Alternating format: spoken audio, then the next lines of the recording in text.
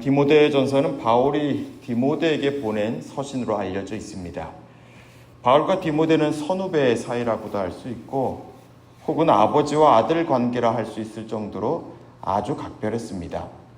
두 사람은 선교 여행도 함께 다녀왔고 또 바울은 새롭게 세워진 교회들에 디모데를 파송하기도 했습니다.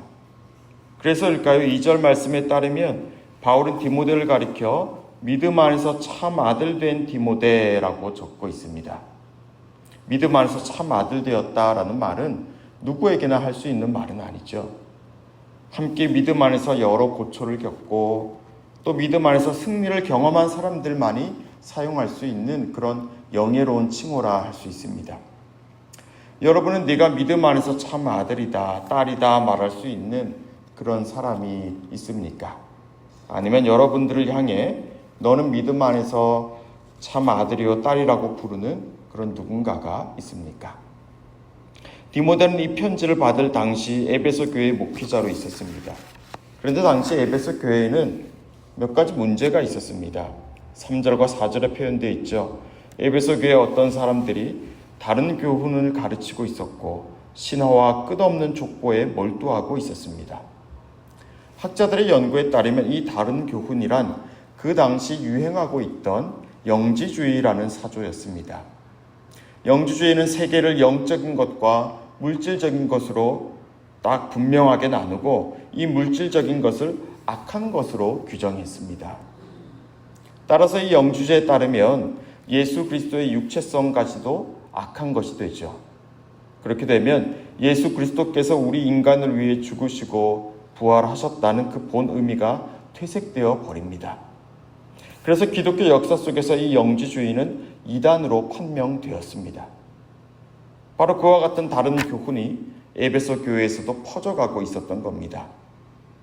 그런가 하면 신화와 끝없는 족보란 당시 헬레니즘의 그리스 신화에서 말하는 신들에 관한 이야기, 그리고 구약 성경의 인물들에 대한 억지스러운 해석에 관한 이야기를 말합니다.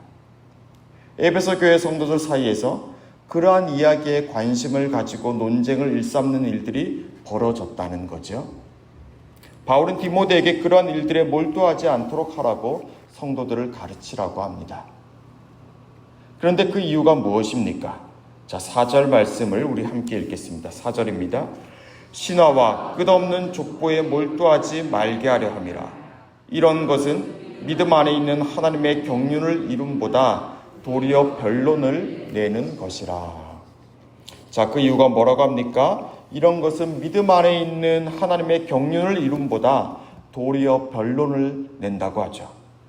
믿음 안에 하나님의 경륜을 이루는 것들에 방해가 된다는 것입니다. 여러분, 믿음 안에 하나님의 경륜을 이룬다는 것은 뭘 말하는 걸까요? 하나님의 경륜이라는 것은 하나님의 일, 하나님의 행하심을 말하죠. 하나님의 일은 믿음이 아니고서는 볼 수가 없는 것이지 않습니까? 그런데 이 하나님의 행하심을 본다는 그것이 우리 성도들에게는 가장 큰 기쁨이고 그 자체가 힘이 됩니다. 바로 그것이 성도가 또다시 믿음을 가지고 살아갈 동력이 되죠. 교회는 그 하나님의 일들을 보기 위해 보내심을 받은 사람들에 모여 있는 곳이고, 따라서 하나님의 일을 가장 먼저 보고 누리는 공동체여야 합니다. 그런데 어떻다는 겁니까? 그런 교회가 그것보다는 다른 교훈에 이끌리고 하나님의 경륜을 이루는 일이 아닌 다른 것들에 몰두하고 있다는 겁니다. 성도 여러분, 오늘 이 말씀은 지금 이 편지가 쓰여질 그 당시 에베소 교회에만 해당되는 말일까요? 믿음 안에 있는 하나님의 경륜을 이루는 그 일에 초점을 맞추고 있는지에 대해서 오늘 우리 자신도 또 우리 교회도 객관적으로 바라보아야 하지 않겠습니까?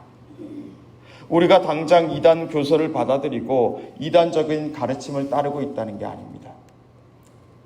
그러나 우리가 우리의 시간과 재능과 물질과 시간을 믿음 안에 있는 하나님의 경륜을 이루는 것에 사용하고 있지 않다면 언제든 에베소 교회가 처한 위기를 맞이할 수 있다는 것을 우린 또한 기억하여야 합니다.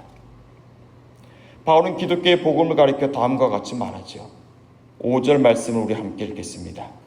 이 교훈의 목적은 청결한 마음과 선한 양심과 거짓이 없는 믿음에서 나오는 사랑이거늘.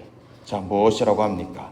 청결한 마음, 선한 양심, 거짓이 없는 믿음에서 나오는 사랑입니다. 그런데 여기서 벗어나 헛된 말에 빠져서 다들 율법의 선생이 되려고 한다는 거죠. 여러분, 우리는 이와 같은 바울의 훈계를 냉정하게 우리 자신을 향한 가르침으로 받아들일 줄 알아야 합니다. 저와 여러분은 어디에 집중하고 있고 어디에 몰두하고 있는지를 말입니다. 믿음에서 나오는 사랑이어야 합니다. 여기서 벗어나면 헛된 말들에 빠질 수밖에 없습니다. 믿음에서 나오는 사랑이 우선이 되어야 하고 또 전부가 되어야 합니다. 그렇지 않고 거기에 더 덧붙여야 한다 생각하는 그 순간부터 헛된 말이 어느덧 우리 마음과 우리의 생각을 다 가두어 버릴 것입니다. 그게 어쩌면 오늘날 한국교회의 근본적인 문제일 수도 있습니다. 다른 데 관심을 가지니까, 다른 데 몰두하다 보니까 오히려 믿음 안에 있는 하나님의 경륜을 다 놓칩니다. 그러면 교회는 내적인 힘을 다 잃어버리게 되고 얼마 못 가 그게 외적인 결과로 다 나오는 겁니다. 우리는 오늘부터 디모데전서를 통해 우리에게 들려주신 하나님의 말씀을 듣고자 합니다. 이 시간을 통해서 다시 심기일전하여 하나님의 경륜을 이루는 그 일에 몰두할 수 있기를 바랍니다. 그리하여 성도에게 주어진 그 영광, 하나님의 자녀된 자가 누릴 수 있는 그 권세를 회복하며 우리 모두가 기뻐할 수 있기를 바랍니다. 오늘 11절을 보시면 바울은 믿음 안에 하나님의 경륜을 이루는 그 일을 가리켜 복되신 하나님의 영광의 복음을 따름이라고 표현하고 있죠. 영광의 복음이라고 합니다. 그 복음을 따르는 것은 우리가 잘 아는 대로 분명 고통과 고난의 길을 통과하는 일이기도 합니다. 그러나 그 여정은 끝내 영광을 향하여 나아가는 여정입니다. 고통과 고난, 허무한 패배로 끝마치는 것이 아니라는 겁니다. 오직 복음을 따르는 자, 하나님의 경륜을 이루려는 그 믿음의 사람들에게만 주어지는 하나님의 영광이 반드시 있다는 거죠. 저와 여러분이 믿음 안에 그 영광의 복음을 누릴 수 있기를 바랍니다. 우리 모든 당산도교의 지체들이 또 이 시간 주님 앞에 나온 주님의 자녀들이 날마다 하나님의 행하심을 보고 누리며 믿음 안에서 나오는 그 사랑의 능력을 체험할 수 있기를 주님의 이름으로 축복합니다. 기도하겠습니다. 하나님 감사합니다. 오늘 우리는 돌아봅니다.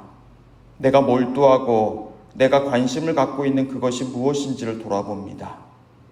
혹 그것이 믿음에서 나오는 사랑이 아니었다면, 혹 믿음 안에 있는 하나님의 경륜을 이루는 일과 다른 것이었다면 우리의 생각과 관심을 내려놓을 수 있는 용기를 허락해 주십시오.